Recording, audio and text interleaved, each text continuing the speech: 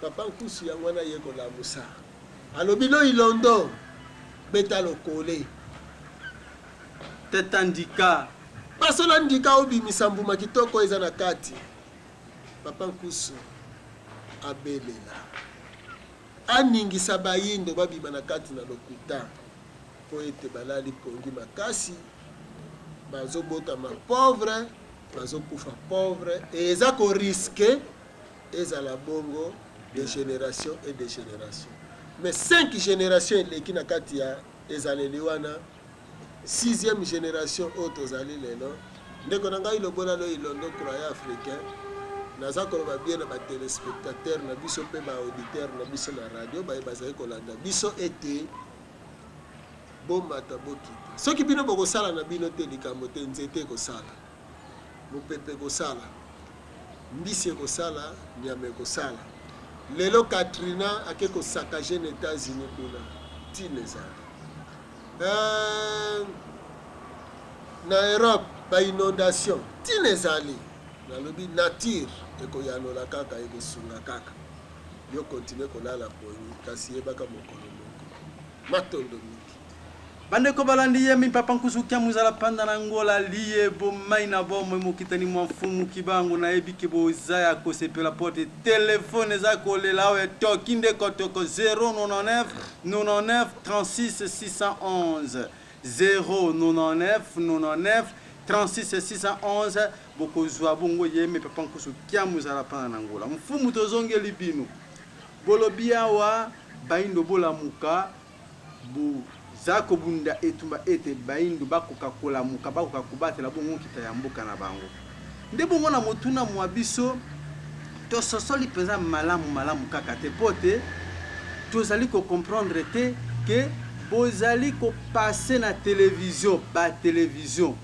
bozwi bongo croyant africain wana pembe na bino misolo ebele bozali ko bimisa kaka po ya kolakisa bato makambo etali salut individuel soki mundela yaki na lokuta wana kokosa bato makambo ya bonzambe mais le salut est individuel mutu na mutu akokende kosambe pa tata mokeli na ndenge na eloko nini penza eti boyoki penza pasi mingi po mundela ye kokosa bato na makambo kaka ya molimo siko bobimisa misolo ebele po na makambo matali religion mais bon on ne comprend pas donc kaka po na escroquerie spirituelle wanande yango bozo bomela nzoto ou alors boza na likambo mosusu ya na mundelo kola bosala kina ba pakistanais yango wana oza ko se venger matondo mingi ndeko na ngai lobola lo ilondo croyant africain na sala vengeance na pakistanais to na européen to na asiatique yango wana te likambo na ngai sali soki ezalaki individuel papa nkusu kiambu nzala mpanda na ngola asi amoni nzela ya sali po ayebi epai ya wutaki asi ayebi epai azwa kokende na kobanza soki ezalaki bongo mbele misolo oyo tobimisaka mpona koleka nango na radio to na televizio mbele tosombela bango bana na biso bilamba totongela bango ata ndaku topesa bango ata tolesa bango tobimisa bango ba prince na ba princesse tobimisa bango ba héritier nyonso to kolinga kasi soki tozali koleka na radio pe na télévision ndeko na ngai lobola lo ilondo ebale moko te ezalaka quelque part na mboka moko songolo ezalaka ebale ya mutu ezalaka ebale ya bato na mboka moko ebale ezalaka moko po bato ebele basokola mai wana mpe bamela mai wana basalela yango misala elingi koloba moko mpona bato banso mbula ekonoka ekoya litanga moko te epai na yo moto osengaki yango te obimisi sani na yo litanga ezala kokwea tie tondisa sani na yo osengi mbula yo moko ekonoka mpona bato banso yango wana le salut est universel. Salut ekoki kozala individuel ti. Salut ekozala kaka collectif. Salut. Salut nde lobiko wana lobiko. Donc lobiko eza pona bato banso. Ndeko na ngai lobola lo ilondo. Soki sali ezalaki individuel souffrance mpe ngaki ezala individuel. Comment Diego Kao aye alobi na Nzingankou azalaki na famille na ye. Nzingankou azui baptême, yeye moko azui baptême, yeye moko. Mais comment malédiction ya Nzingankou est contaminée Afrique mobile? Parce que Afrique mobile allait dépendre dans ce royaume Congo. Omoni bakoko na biso balobi moko afingisa banso. Moko pe apambolisa banso. Lelo ndeko na biso lobola lo ilondo aye kokota kobunde tumba ya bayindo ye wana kotuna mituna makasi mituna po bayindo bako kososola pe bakoka bongo koyeba mapamboli maya kozo ezali pona eteni nyonso po abudela ki bayindo kasi eza pona mwasi na ete na bana na ye pona bayindo yango wana ndeko na biso lobola lo ilondo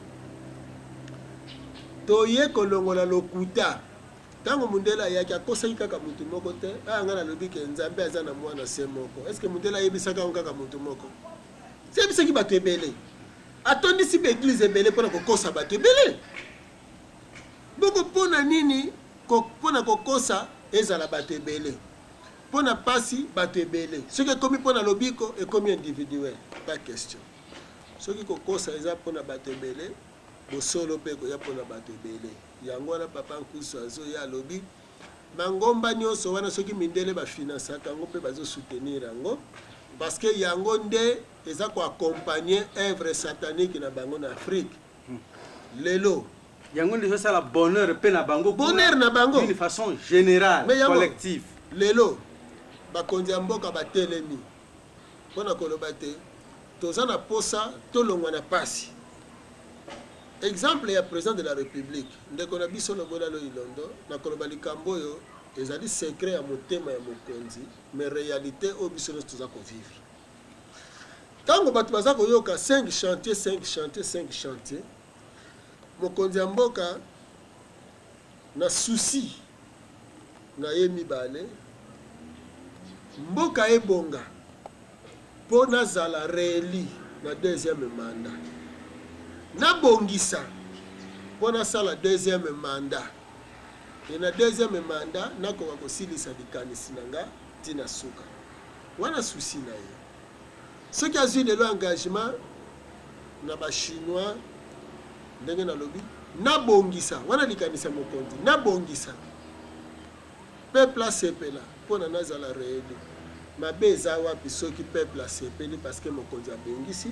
Et puis, il y a deuxième mandat.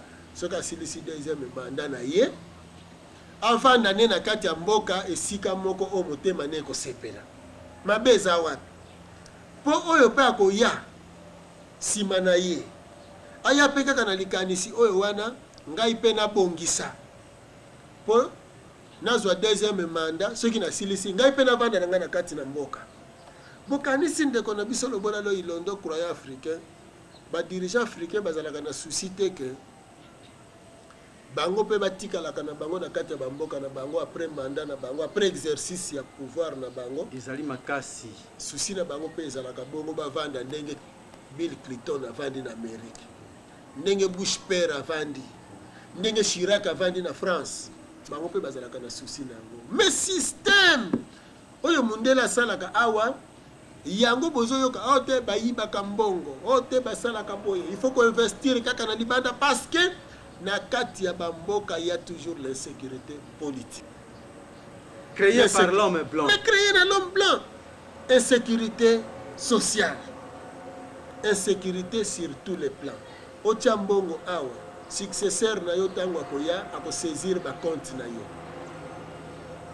tango bakoya ba changer gouvernement va diaboliser ancien régime, Mobutu et Koti, on arrête, on tue. Alors, pour la sécurité à la malamu, il faut que tu aies biloko na libanda. C'est pourquoi il faut créer des rébellions partout en Afrique, des oppositions, qu'on appuie des oppositions, des rébellions pour le désordre.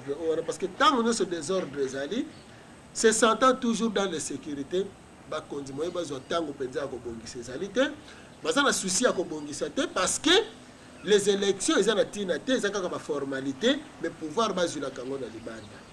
Si tu as éveillé peuple,